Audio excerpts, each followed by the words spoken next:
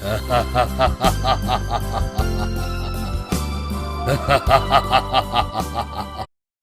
समय पहले की बात है। एक गांव में माधव नाम का एक मछुआरा अपनी पत्नी शीला के साथ एक छोटे से घर में रहता था। वो लोग बहुत ही गरीब थे। कभी कभी तो उन लोगों को भूखा सोना पड़ता था। वो लोग बड़ी ही दुख की जिंदगी जी रहे थे और ऊपर से माधव और शीला का कोई बच्चा भी नहीं था, जिस वजह से शीला बड़ी ही उदास रहती थी। एक दिन जब माधव मछली पकड़ रहा होता है तो उसके जाल में एक बहुत बड़ी मछली फंस जाती है। अरे बाप रे, इतनी बड़ी मछली! मैंने तो इतनी बड़ी मछली आज तक नहीं देखी। मैं इसे जल्दी से घर ले चलता हूँ और इसके टुकड़े टुकड़े करके इसको बाजार में बेचने चला जाऊंगा। आज तो शीला भी इतनी बड़ी मछली को देखकर बहुत खुश हो जाएगी। माधव उस मछली को खींचता हुआ अपने घर ले जाता है। रास्ते में सब लोग माधव के पास इतनी बड़ी मछली देखकर दंग रह जाते हैं। इतनी बड़ी मछली, ये मछली तुम कहाँ से ले आए माधव भैया? बस भगवान की कृपा है बहन। बड़े ही बुरे दिन देख रहे हैं हम लोग। भूखा सोना पड़ता है। शायद ये मछली हमारे कुछ हालात ठीक कर दे। हाँ भैया, भगवान तुम्हारी जरूर सुनेगा। माधव घर पहुंचकर शीला को आवाज देता है। शीला, शीला, अरे जल्दी बाहर आओ। हे भगवान, मेरी तो हालत ही खराब हो गई इस मछली को घर तक लाने में। क्या बात है, क्यों इतना तेज चिल्ला रहे हो? शीला बाहर आती है तो इतनी बड़ी मछली को देखकर उसके भी होश उड़ जाते हैं। इतनी बड़ी मछली, ये आप कहाँ से ले आए? हाँ शीला, चलो अब जल्दी से इसे अंदर ले जाने में मेरी मदद करो। माधव और शीला मछली को खींचते हुए घर के अंदर ले जाते हैं और फिर उसे एक मेज पर रख देते हैं। शीला रसोई से एक चाकू लेकर आती है और माधव को दे देती है। माधव चाकू लेकर मछली को काटने लगता है। जैसे ही मछली के 2 टुकड़े होते हैं तो उसमें से एक चुड़ैल बाहर निकल आती है। मैं आजाद हो गई। तुम दोनों का बहुत बहुत धन्यवाद जो तुमने मुझे इस मछली के पेट से आजाद किया। माधव और शीला तो उस चुड़ैल को देखकर कांपने लगते हैं। बड़ी मुश्किल से माधव बोलने की कोशिश करता है। चुड़ैल, अरे तुम इस मछली में कैसे आ गई? दरअसल मुझे एक तांत्रिक ने जादू से इस मछली के अंदर कैद कर लिया था और इस मछली को वो हमेशा अपने घर में रखता था। पर एक दिन वहाँ बाढ़ आ गई और पानी के साथ बहकर मैं नदी में जा गिरी। मैं कब से इस मछली के पेट में कैद थी और इंतजार कर रही थी कि कोई आएगा और मुझे आजाद करेगा। तुमने मुझे आजाद किया, मैं बहुत खुश हूँ। बताओ मैं तुम्हारे लिए क्या करूँ? तुम जो बोलोगे मैं वो कर सकती हूँ। क्या सच में? पर चुड़ैल तो बुरी होती है ना, तो तुम हमारी मदद क्यों कर रही हो? हाँ, चुड़ैल तो बुरी ही होती है। मैं भी एक बहुत बुरी चुड़ैल थी, इसलिए ही तांत्रिक ने मुझे इस मछली के अंदर कैद करके अपने घर में रख रखा था ताकि मैं किसी को कोई नुकसान ना पहुंचा सकूं। उसने मुझे कहा था कि जब तक मैं सुधर नहीं जाती वो मुझे आजाद नहीं करेगा। मैं इतने साल इस मछली के अंदर रही और बस तभी मैंने सोच लिया था कि अगर मैं कभी आजाद हुई तो एक अच्छी चुड़ैल बन जाऊंगी। पर हम कैसे यकीन करें कि तुम एक अच्छी चुड़ैल हो? कहीं तुम हमसे झूठ तो नहीं बोल रही और मौका देखकर हमें मार तो नहीं दोगी? नहीं, बिल्कुल नहीं। तुम मेरा यकीन करो, मैं ऐसा कुछ भी नहीं करूंगी। अच्छा तुम मुझे बताओ कि क्या तुम्हारी जिंदगी में कोई दुख है? क्या तुम्हें किसी चीज की जरूरत है? मैं अभी जादू से तुम्हारे लिए ला सकती हूँ। नहीं नहीं, हमें कुछ नहीं चाहिए, बस तुम यहाँ से चली जाओ, हम उसी में खुश हैं। हाँ सच में, और हम बहुत डरे हुए हैं, तो बस तुम यहाँ से चली जाओ, हमारे लिए वही काफी है। चुड़ैल माधव और शीला की बात मान जाती है और बाहर एक पेड़ के नीचे जाकर बैठ जाती है। चुड़ैल को इस बात का बड़ा दुख लगता है कि उन दोनों में से किसी ने उस पर यकीन नहीं किया। जब मैं बुरी थी तो लोग मुझसे डरते थे, आज मैं अच्छी बन गई तो कोई मुझ पर यकीन नहीं कर रहा। आज मैं इनकी वजह से आजाद हुई हूँ, मुझे इनके लिए कुछ न कुछ तो जरूर करना है। क्यों न मैं छुपकर खिड़की से देखूं। चुड़ैल माधव के घर की खिड़की पर जाकर खड़ी हो जाती है और चुपके से उन दोनों की बातें सुनने लगती है। माधव और शीला अपने घर के बुरे हालातों के बारे में परेशान हो रहे होते हैं। ऐसे कब तक चलेगा जी? कब तक हम ऐसे भूखे मैं कुछ ना कुछ जरूर कर लूंगा शीला, तुम परेशान मत हो बस। परेशान होने वाली तो बात ही है, घर में खाने को नहीं है। रोज तुम इतनी मेहनत करते हो पर मुश्किल से कभी 2-4 मछली पकड़ पाते हो। ये घर भी इतना कमजोर हो गया है कि एक आंधी में उड़ सकता है, और ऊपर से आज तक मुझे भगवान ने एक बच्चा तक नहीं दिया। हमारी जिंदगी में बस दुख ही दुख है और कुछ नहीं। शीला बहुत रोती है और माधव भी उसके साथ बैठकर रोने लगता है। दोनों को रोते देख चुड़ैल को बहुत ही दुख होता है। वो जल्दी से अपना हाथ घुमाती है और माधव और शीला के सामने तरह तरह का खाना आ जाता है। खाना देखकर दोनों चौंक जाते हैं। ये कैसे हो गया? ये तो चमत्कार है। सच में जी, लगता है भगवान को हमारे हालातों पर तरस आ गया है। चलो अब तुम जल्दी से खाना खा लो, तुमने कितने दिन से भरपेट खाना नहीं खाया। सच में आज हम कितने दिनों बाद इतना सब खाएंगे, मुझसे तो रुका ही नहीं जा रहा। माधव और शीला खाने पर टूट पड़ते हैं। दोनों देर न करते हुए जल्दी से खाना खाना शुरू कर देते हैं। वो इतनी जल्दी जल्दी खाना खा रहे होते हैं कि जैसे कभी उन्हें दोबारा खाने को ही नहीं मिलेगा। चुड़ैल उन दोनों को ऐसे खाना खाते देख मुस्कुराने लगती है। उसे अंदर ही अंदर उन दोनों के लिए बड़ी ही खुशी होती है। ये दोनों कितने खुश दिख रहे हैं और मुझे भी कितनी खुशी हो रही है इनकी मदद करके। सच में मदद करने से जो खुशी मिलती है वो किसी को दुखी करने से नहीं मिल सकती। भरपेट खाना खाकर माधव और शीला सो जाते हैं। सोने के बाद चुड़ैल घर के अंदर आती है। अब देखो मैं क्या कमाल करती हूँ, जब तुम दोनों सुबह उठोगे तो खुशी से पागल हो जाओगे। चुड़ैल पूरे घर का नक्शा ही बदल देती है। वो रातों रात उस टूटी फूटी झोपड़ी को एक सुंदर से मकान में बदल देती है। उसके बाद वो घर का सारा पुराना सामान फेंक कर उसकी जगह नया सामान रख देती है। वो रसोई को भी राशन से भर देती है। सब कुछ करने के बाद वो वहाँ से चली जाती है। सुबह होते ही जब माधव और शीला की आंख खुलती है तो वो खुद को एक बहुत ही नरम बिस्तर पर पाते हैं। उसके बाद वो इधर उधर देखते हैं तो उन्हें एक बड़ा ही सुंदर घर दिखता है। अजी, ये हम कहाँ आ गए? ये रातों रात हम अपने पुराने घर से इस घर में कैसे आ गए? हमें पता कैसे नहीं चला? ये सब कैसे हो गया? ये बात तो मुझे भी समझ नहीं आ रही, पर वो देखो उस दीवार पर तुम्हारी और मेरी फोटो टंगी हुई है। मुझे तो कुछ समझ नहीं आ रहा, चलो चल कर देखते हैं। माधव और शीला बाहर जाकर देखते हैं तो वो उनके घर के बाहर की जगह होती है। उसके बाद वो अपने घर की तरफ देखते हैं तो वो अभी भी बाहर से पहले की तरह टूटा फूटा होता है, पर जब वो अंदर जाते हैं तो उनका घर किसी महल से कम नहीं लग रहा होता। उसके बाद शीला देखती है कि पूरी रसोई राशन से भरी पड़ी होती है। मुझे तो कुछ समझ नहीं आ रहा कि ये सब कैसे हो गया। पहले वो रात को इतना सारा खाना और अब ये घर और रसोई में इतना सारा राशन। मुझे तो समझ ही नहीं आ रहा कि ये सब हमारे साथ क्या हो रहा है। पर जो भी हो रहा है वो बहुत ही अच्छा हो रहा है, तो हमें फिक्र करने की क्या जरूरत। तुम बस इस बात की खुशियाँ मनाओ कि हमारी जिंदगी बदल गई है। माधव उसके बाद मछली पकड़ने निकल पड़ता है। चुड़ैल भी माधव के पीछे पीछे चल पड़ती है। माधव नदी में घुसकर घंटों तक मछली पकड़ने की कोशिश करता है, पर उसके जाल में हमेशा की तरह 4-5 छोटी छोटी मछलियां ही फंस पाती हैं। माधव हमेशा की तरह निराश हो जाता है। चुड़ैल माधव को दूर से देख रही होती है। चुड़ैल को माधव के लिए बड़ा ही दुख होता है, इसलिए वो अपने जादू से माधव के जाल में ढेर सारी मछली फंसा देती है। माधव तो इतनी सारी मछलियां देख खुशी से पागल ही हो जाता है। वो सारी मछलियां बाजार में बेचकर घर पहुंचता है। जब वो शीला को सारी बात बताता है तो शीला भी खुशी से झूम उठती है। सब कुछ कितना अच्छा हो गया है, काश हमेशा सब कुछ ऐसा ही रहे और भगवान बस जल्दी से मुझे एक बच्चा और दे दे। चुड़ैल चुपके से उनकी बातें सुन रही होती है। इनको अभी तक समझ नहीं आया कि ये सब मैंने किया है।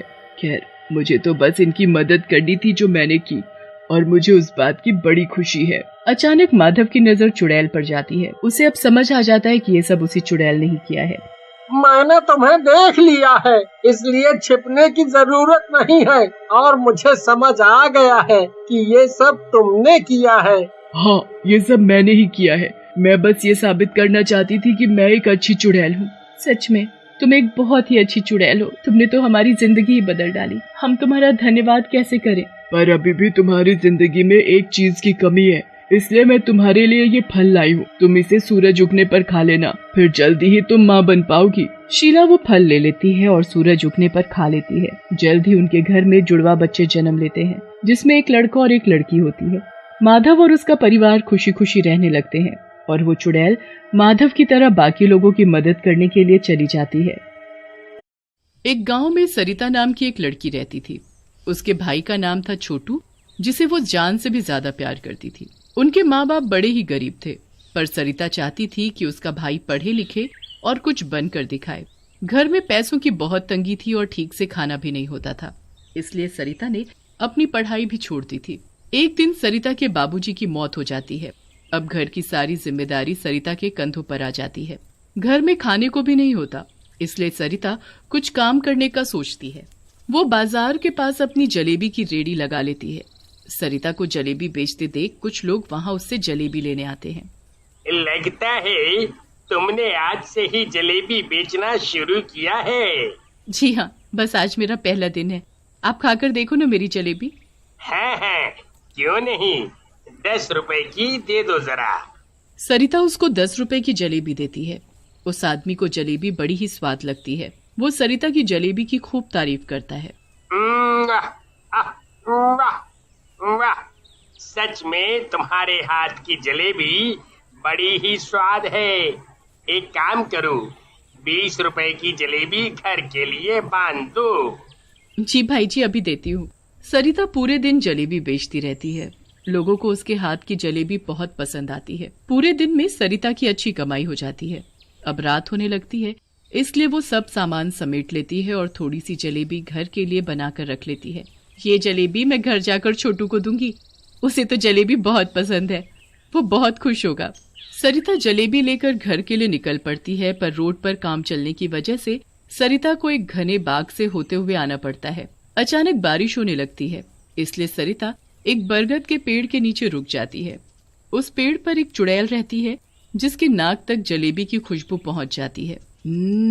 ये इतनी अच्छी मिठाई की खुशबू कहाँ से आ रही है? चुड़ैल नीचे देखती है तो सरिता बारिश में खड़ी होती है और खुशबू उसकी रेडी से आ रही होती है। आखिर ये इतनी अच्छी खुशबू है किस चीज की? चुड़ैल की नजर फिर लिफाफे पर जाती है। वो जादू से उस लिफाफे को नीचे गिरा देती है। जैसे ही सरिता बारिश कम होने पर वहाँ से निकल जाती है, वैसे ही चुड़ैल वो लिफाफा उठाकर उसमें से जलेबी खाना शुरू कर देती है। वो गपागप सारी जलेबी खत्म कर देती है। आहा, इतनी स्वाद जलेबी, मजा ही आ गया। घर जाकर छोटू सरिता से जलेबी मांगता है। सरिता पूरी रेडी देख लेती है, पर उसे कहीं जलेबी नहीं मिलती। उसे लगता है कि जलेबी कहीं बारिश में गिर गई है। अब रोज रास्ते में चुड़ैल सरिता की रेडी से जलेबी गायब कर देती थी। एक दिन छोटू अपनी बहन सरिता से गुस्सा हो गया। क्या हुआ छोटू, गुस्सा क्यों हो रही हो? आप मेरे लिए कभी जलेबी नहीं लाती और रोज एक ही बहाना मार देती हो कि पता नहीं जलेबी कहाँ गई। अरे रोज रोज ऐसा थोड़ी हो सकता है कि जलेबी गायब हो जाए। हाँ छोटू, ये तो मैं भी सोच रही हूँ, पर समझ ही नहीं आ रहा ये कैसे हो रहा है। मैं तो खुद परेशान हूँ, पर मैं सच बोल रही हूँ। कल मैं पक्का तुम्हारे लिए जलेबी लेकर आऊंगी। सरिता की बात पर छोटू यकीन ही नहीं करता। सरिता अगले दिन भी जलेबी बेचने निकल पड़ती है। उस दिन उसकी तबीयत काफी खराब होने लगती है, इसलिए वो थोड़ा जल्दी निकल पड़ती है। हमेशा की तरह चुड़ैल उसकी जलेबी गायब कर देती है और छोटू फिर गुस्सा हो जाता है। उस रात सरिता को तेज बुखार चढ़ जाता है। वो आग की तरह तप रही होती है और ठंड की वजह से कांपने लगती है। उसकी तबीयत इतनी खराब हो जाती है कि अगले दिन वो जलेबी बेचने भी नहीं जा पाती। तू अपना ध्यान रख बेटी, चिंता मत कर। उस रात चुड़ैल पेड़ पर बैठी रोज की तरह सरिता के आने का इंतजार कर रही थी, पर सरिता का कुछ अता पता नहीं था। कहाँ गई वो जलेबी वाली लड़की? इतनी देर हो गई, अब मैं जलेबी कैसे खाऊंगी? आखिर आज वो आई क्यों नहीं? चुड़ैल उस रात जलेबी खाए बिना ही रहती है। सरिता की तबीयत काफी खराब होती है, इसलिए अगले दिन भी वो काम पर नहीं जा पाती। अगले दिन भी चुड़ैल पूरी रात उसका इंतजार करती रह जाती है। ऐसे ही काफी दिन निकल जाते हैं। चुड़ैल उसी रात सरिता के घर पहुंच जाती है। वो खिड़की के बाहर खड़ी अंदर झांकती है तो देखती है कि सरिता बहुत बीमार है। मुझे लगा था मैं घर के हालात जलेबी बेचकर सुधार दूंगी, पर किस्मत ही खराब है। अरे ये लड़की तो बीमार है, बेचारी के घर के हालात कितने खराब है। मुझे ही इसकी मदद करनी चाहिए। अगली सुबह होने से पहले ही चुड़ैल सरिता के घर के बाहर आती है और उसकी रेड़ी लेकर गायब हो जाती है। उसके बाद वो सरिता के रूप में आकर जलेबी बनाना शुरू कर। अरे बेटी, तुम्हें 3 दिन से यहाँ देखा नहीं था, कहाँ थी तुम? वो मैं थोड़ी बीमार थी, पर अब मैं बिल्कुल ठीक हूँ। बताओ ना आपको कितनी जलेबी दूं? मुझे तो 50 रुपए की जलेबी पैक कर दो। उसके बाद वो आदमी वहाँ से चला जाता है। चुड़ैल सरिता के रूप में पूरा दिन जलेबी बना बना कर ग्राहकों को बेचती रहती है और दूसरी तरफ सरिता की माँ रेडी के गायब होने पर बड़ी परेशान होती है। रात को चुड़ैल पूरी कमाई को रेडी में रखकर उस रेडी को सरिता के घर के सामने लाकर खड़ा करके चली जाती है। जैसे ही सरिता की माँ सूखे हुए कपड़े बाहर से उतारने बाहर जाती है तो उसे रेडी वहीं खड़ी मिलती है। सरिता, सरिता। हाँ माँ, क्या हुआ? तेरी रेडी तो यहीं खड़ी है और इसमें तो ढेर सारे पैसे भी रखे हैं। सरिता की माँ ढेर सारे पैसे सरिता को लाकर दिखाती है। किसी को समझ नहीं आता कि आखिर ये सब हो क्या रहा है, पर इतने पैसे देखकर सब बड़े खुश हो जाते हैं। वो उन पैसों से घर का राशन, सरिता की दवाई ले आते हैं। अब अगली सुबह भी यही होता है। सबके उठने से पहले चुड़ैल वहाँ आ जाती है। अभी सब सो रहे हैं, जल्दी से ये रेडी ले जाती हूँ वरना कोई उठ न जाए। चुड़ैल जल्दी से रेडी ले जाती है और भेस बदल कर जलेबी बनाना शुरू कर देती है। पिछले दिन की तरह ग्राहकों का आना शुरू हो जाता है। पूरा दिन खूब जलेबियाँ बिकती हैं और ढेर सारे पैसे इकट्ठे हो जाते हैं। पिछले दिन की तरह फिर से सरिता की माँ रेडी गायब देख परेशान होती है, पर मौका देखते ही रात को चुड़ैल रेडी में पैसे रखकर रेडी उनके घर के सामने खड़ी कर जाती है। अरे सरिता, आखिर ये हो क्या रहा है? वही तो मुझे भी समझ नहीं आ रहा। आखिर ये रोज रेडी कौन लेकर जाता है और कौन इसमें पैसे रखकर वापस इसे यहीं खड़ी कर जाता है? एक काम करते हैं, आज रात हम चुपके से देखते हैं। अब दोनों रात होने का इंतजार करने लगते हैं। पूरी रात निकल जाती है पर रेडी तो वहीं की वहीं खड़ी होती है।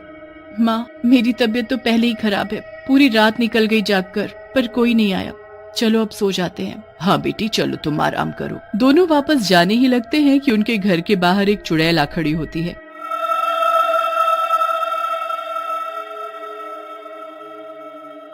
माँ, ये देखो चुड़ैल। हे भगवान, ये चुड़ैल यहाँ क्या कर रही है? चुड़ैल जल्दी से रेडी बाहर निकालती है और सरिता के रूप में आकर वहाँ से चली जाती है। माँ, ये चुड़ैल हमारी रेडी लेकर जाती है, पर ये करती क्या है? अब तो ये जाकर ही देखना पड़ेगा, तभी पता चलेगा। और देखो तो इसने तो तुम्हारा रूप लिया हुआ है। आखिर ये चाहती क्या है? सरिता की तबीयत खराब होने के कारण वो कुछ नहीं कर पाती और बस रोज सुबह होने से पहले उस चुड़ैल को रेडी ले जाते देखती है और रात को पैसों के साथ रेडी वापस लाकर खड़े करते देखती है। ऐसे ही काफी दिन निकल जाते हैं और एक दिन सरिता की तबीयत बिल्कुल ठीक हो जाती है, पर उसे समझ नहीं आता कि वो काम पर कैसे जाए, क्योंकि उसकी रेडी तो चुड़ैल ले गई होती है। सरिता अगली सुबह का इंतजार करती है और चुड़ैल जब रेडी लेकर जाती है तो वो उसका पीछा करती है। चुड़ैल सरिता के भेस में बिल्कुल वहीं जाकर खड़ी हो जाती है। वहाँ सरिता पहले जलेबी बेचती थी, वो चुड़ैल वहीं उसी जगह पर जलेबी बनाना शुरू कर देती है और जलेबी बेचने लगती है। हे भगवान, ये चुड़ैल तो मेरी जगह खड़ी होकर जलेबी बेच रही थी। ये तो मेरी मदद कर रही थी, पर मेरी मदद क्यों कर रही थी? पूरा दिन सरिता वहीं खड़ी होकर उस चुड़ैल पर नजर रखती है।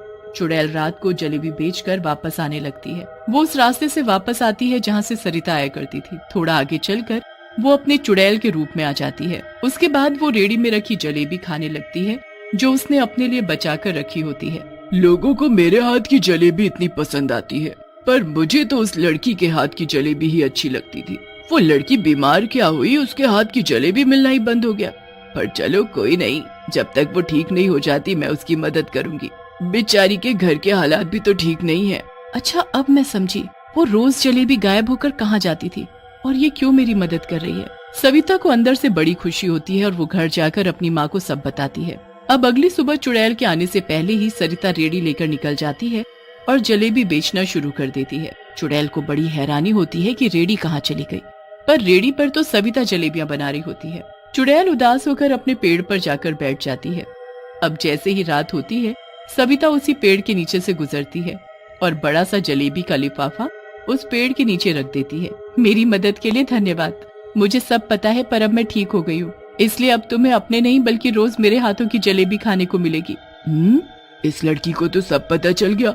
खैर, मुझे क्या, मुझे तो जलेबी से मतलब है। चुड़ैल झट से नीचे उतरती है और लिफाफे से जलेबी निकाल कर खाने लगती है। उस दिन से रोज सरिता उस चुड़ैल के लिए एक लिफाफा भरकर जलेबी उस पेड़ के नीचे रख देती।